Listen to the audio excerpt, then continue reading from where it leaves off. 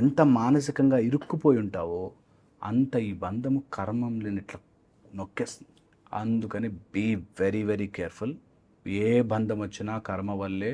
నిన్ను ఎవడు మోసం చేయాలన్నా ఇట్స్ ఆల్ ప్రీ ప్లాన్డ్. నువ్వు ఎక్కడో ఎప్పుడో ఎవరినో మోసం చేసావు, అది ఇప్పుడు వచ్చింది, అమ్మయ్య అయిపోయింది అని దండం పెట్టి ముందుకెళ్ళిపో. ఇందులోనే the most important thing underlining ధర్మం. వాడు ఎలాగో వదిలేస్తాడు కదా అని నువ్వు మోసం చేయడం రాంగ్. వాడు మోసం చేశాడా వాడికి వచ్చి తీరుతుంది.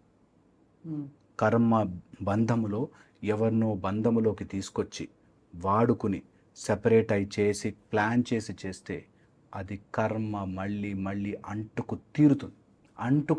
అది ఎట్లా బాధపడుతుందంటే నిజంగా ఈ మాటలు ఎక్కవు కూడా. కొంతమందికి డిప్రెషన్ గురించి ఎంత బాధపడుతూ అంత చెప్పినా వాళ్ళకి ఎక్కదు తెలుసా, అసలు ఎక్కదు. ఇంకా మందులు వాడి దాని డిప్రెషన్ ఓసీడీ నుంచి అగ్రెషన్ కింద మార్చుకుంటారు.